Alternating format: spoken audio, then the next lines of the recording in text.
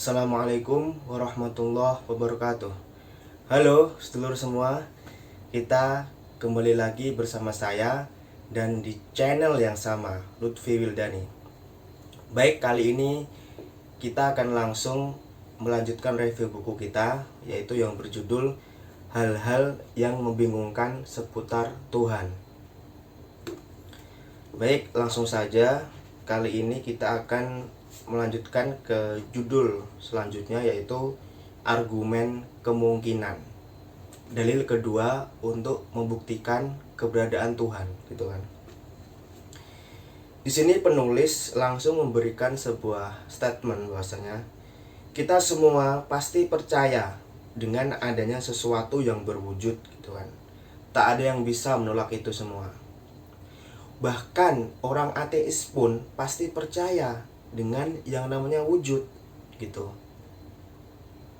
Terus pertanyaan selanjutnya, apa itu wujud? Nah, menurut para filsuf, konsep wujud merupakan konsep aksiomatik. Dalam artian, dia sudah jelas dengan dirinya sendiri sehingga tidak memerlukan penjelasan lagi, gitu kan. Jadi ketika sesuatu dikatakan berwujud, itu artinya sesuatu itu ada. Nah, kemudian pertanyaan selanjutnya, apa itu ada, gitu kan? Ada ya ada, gitu kata penulis. Tidak ada konsep universal yang lebih jelas dan lebih terang benderang dari konsep ada.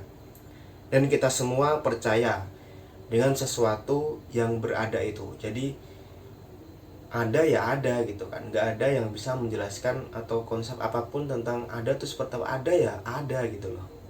Sesuatu yang ada, gitu. Bahkan kata penulis, yang mengingkari pun pada akhirnya akan mengakui keberadaannya. Sebab ketika dia mengingkari, itu artinya di sana ada pengingkaran, gitu kan. Dan pengingkaran itu meniscayakan keberadaan orang yang mengingkari. Karena itu, orang yang mengingkari keberadaan sesuatu yang ada itu pun pada akhirnya mau tidak mau akan mengakui keberadaan dirinya sendiri.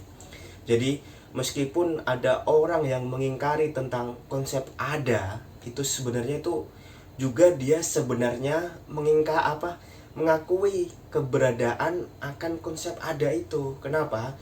Karena ketika dia mengingkari konsep ada, sebenarnya pengingkaran itu meniscayakan orang yang mengingkari atau pengingkaran. Sedangkan orang yang mengingkari itu pasti ada, gitu kan. Jadi orang yang mengingkari itu pasti ada, keberadaannya itu ada, gitu. Sehingga orang yang mengingkari pun akan mau tidak mau mengakui konsep ada, keadaan, keberadaan, gitu loh. Dan dirinya itu juga termasuk sesuatu yang ada, gitu kan. Karena itu kepercayaan atas sesuatu yang berwujud itu merupakan suatu aksioma yang tidak mungkin diingkari oleh orang-orang yang bernalar.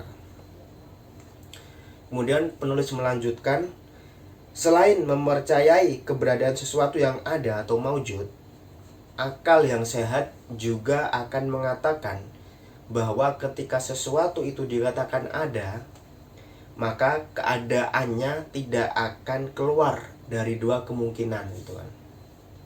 Yang satu, wujud yang kita yakini keberadaannya itu bersifat wajib atau necessary, gitu kan. Yang kedua, wujud yang kita yakini keberadaannya itu bersifat mungkin atau contingent. Kemudian pertanyaannya, apa itu wajib? Maksudnya tadi yang pertama, wujud yang wajib itu artinya ialah wujud yang harus ada dan tidak menerima ketiadaan, gitu. Jadi dalam ilmu kalam ada wajibul wujud, ada mumkinul wujud, gitu kan. Wajibul wujud itu adalah wujud yang harus ada, wujud yang niscaya ada, gitu. Sedangkan mumkinul wujud itu artinya sesuatu atau wujud yang mungkin ada, mungkin tiada, gitu loh. Jadi di sini ada dua wujud. Yang pertama wajibul wujud, yang kedua mungkinul wujud. Nah, kemudian ada pertanyaan menggelitik. Adakah kemungkinan ketiga selain dua tadi gitu kan? Kata penulis tidak ada. Pilihannya ada dua itu saja, yaitu wajib dan mungkin. Yang ketiga tuh mustahil. Tidak mungkin, kata penulis, menyertakan yang mustahil. Mengapa?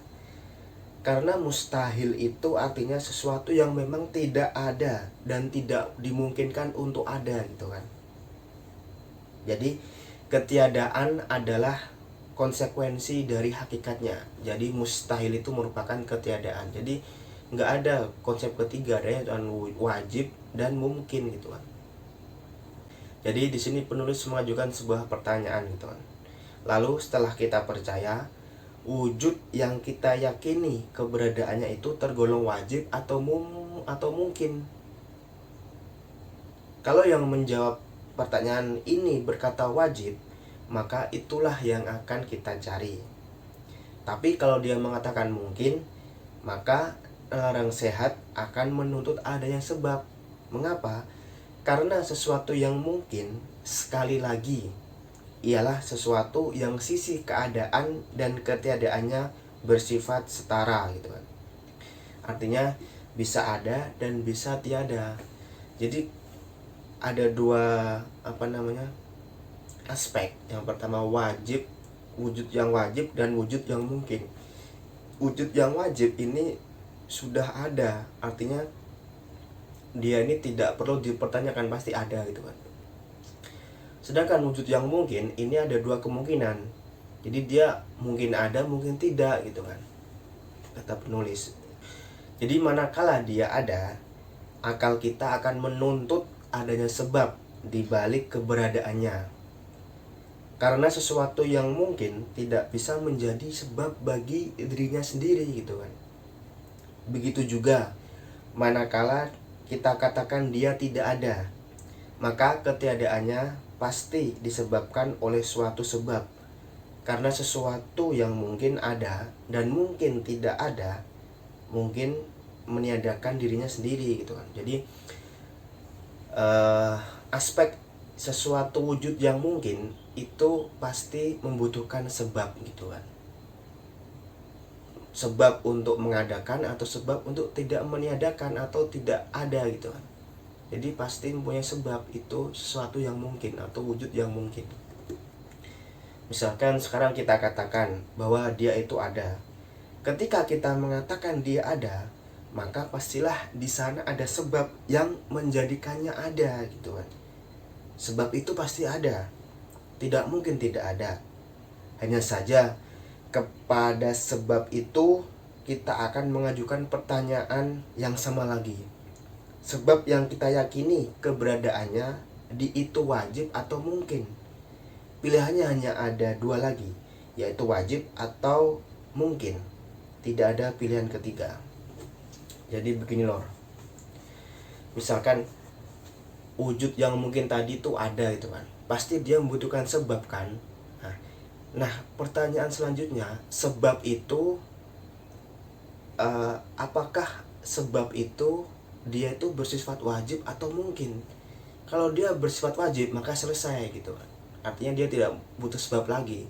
Tapi ketika kita mengatakan sebab itu mungkin atau wujud yang mungkin, maka kita akan mengajukan pertanyaan lagi. Berarti sebab yang mungkin itu pasti akan membutuhkan sebab lagi yang lain gitu kan. Sebab yang mengadakan dia gitu loh. Tidak ada pilihan ketiga. Penulis menegaskan kalau dia kita katakan wajib, maka itulah yang kita cari gitu kan. Tapi kalau seandainya dia mungkin, maka konsekuensinya seperti yang tadi saya sebutkan. Dia pasti butuh sebab di balik keberadaannya. Sebab yang mengadakannya itu wajib atau mungkin. Kalau kita katakan wajib, maka itulah yang kita cari gitu kan. Kalau dikatakan mungkin, pertanyaan yang sama akan kita ajukan lagi, dan begitu seterusnya. Jadi wujud yang mungkin ini tergantung dengan sebab. Nah, sebab yang menyebabkan itu dia itu wujudnya mungkin atau wajib. Kalau wajib tadi kita katakan sudah selesai gitu kan, itu yang kita cari. Tapi kalau mungkin, maka kita harus butuh sebab lagi.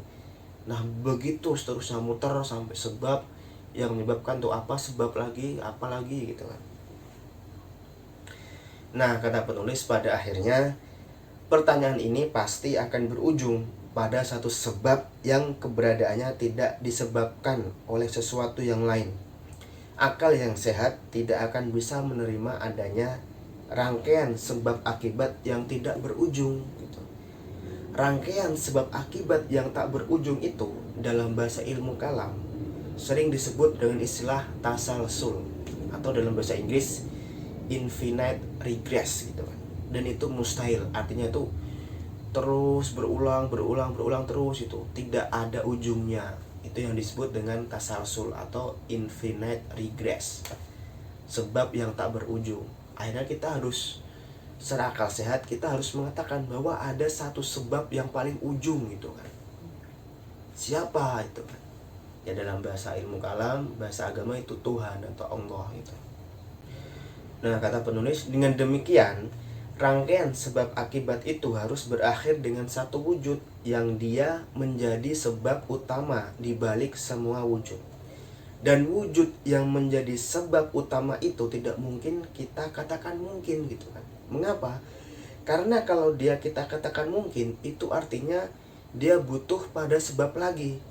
Kalau dia butuh pada sebab, maka sebab yang menyebabkannya juga pasti butuh pada sebab lagi. Dan begitu seterusnya gitu. Jadi sebab yang paling akhir itu tidak mungkin kita katakan itu wujud yang mungkin. Jadi pasti itu wujud yang wajib gitu kan. Penulis menegaskan ujung-ujungnya gitu. Kalau begitu terus, kita tidak akan sampai pada titik akhir. Sementara nalar yang sehat mengharuskan adanya keterhentian silsilah itu. Karena dia tidak mungkin tergolong ke dalam wujud yang mungkin, maka itu artinya dia tergolong ke dalam wujud yang wajib atau wajibul wujud. Dan wajibul wujud itulah yang oleh kaum beriman disebut sebagai Allah atau Tuhan. Itulah cara termudah untuk memahami dalil al-imkan atau dalil kemungkinan gitu kan, bab atau judul ini. Sebagai salah satu dalil yang sering dijadikan dasar oleh para filsuf muslim untuk membuktikan keberadaan Tuhan. Dinamai dalil al-imkan karena argumennya didasarkan pada kemungkinan alam, bahwa alam semesta ini mungkin, artinya bisa ada dan bisa tidak ada gitu. Jadi alam semesta ini merupakan wujud yang mungkin, artinya alam semesta bisa ada dan juga bisa tiada gitu. Dan karena dia mungkin, maka dia pasti butuh sebab gitu kan. Kalau sebabnya itu mungkin, maka dia juga pasti butuh sebab lagi. Jadi alam semesta ini pasti butuh sebab atau yang mengadakan gitu istilahnya. Nah kata penulis, sampai pada akhirnya terhentilah rangkaian sebab akibat itu pada satu wujud yang menjadi sebab utama dari semua sebab gitu kan. Orang beriman menyebutnya Allah, sedangkan orang materialis mungkin akan menyebutnya sebagai materi gitu. Jadi kata penulis, soal apa yang menjadi sebab itu, penulis kira itu diskusi lain lagi. Jadi kalau kaum beriman menyebut Tuhan atau Allah, sedangkan kaum materialis menyebut materi, itu diskusi lain gitu kan. Yang pasti ada sebab dulu. Yang jelas, jika Anda meyakini argumen ini, Anda tidak akan bisa menolak satu kenyataan bahwa di sana ada satu wujud yang menjadi sebab utama di balik keberadaan alam semesta ini gitu. Kalau keberadaan sebab itu kita tolak, maka konsekuensinya kita akan percaya bahwa alam semesta ini disebabkan oleh dirinya sendiri gitu. Jadi kalau argumen sebab ini kita tolak itu kan, artinya argumen sebab utama ini kita tolak, maka kita konsekuensinya harus yakin atau harus meyakini bahwasanya alam semesta ini ada dengan dirinya sendiri, dan itu tidak mungkin gitu. Penulis mengajukan sebuah pertanyaan, tapi mungkin tidak sesuatu itu menjadi sebab bagi dirinya sendiri gitu kan. Misalkan Anda melihat pulpen di samping laptop, lalu ada orang bilang bahwa pulpen itu tidak ada yang buat dan dia membuat dirinya sendiri. Bisakah Anda menerima pernyataan itu? Kalau barang yang kecil saja kita amini keberadaan pembuatnya, tidakkah kita percaya bahwa alam semesta yang sedemikian dahsyat ini juga memiliki penciptanya? Jadi dari argumen ini kita bisa tahu bahwa keyakinan akan keberadaan Tuhan sangatlah masuk akal. Dan jauh lebih masuk akal ketimbang keyakinan yang menafikan keberadaannya. Tuhan harus ada gitu. Karena dialah yang menjadi sebab utama di balik keberadaan alam semesta. Di demikian sedulur semua review kita pada bab atau judul kali ini. Nanti judul selanjutnya yaitu tentang argumen keteraturan. Jadi ini masih membahas tentang dalil keberadaan, dalil yang membuktikan keberadaan Tuhan itu. Baik, sudah hampir 20 menit. Saya kira cukup. Bagi Anda yang merasa ini manfaat, konten yang sangat bermanfaat, maka silahkan share, subscribe, dan like di channel ini. Baik, terima kasih. Kurang lebihnya mohon maaf. Wassalamualaikum warahmatullahi wabarakatuh. Bye bye seluruh semua.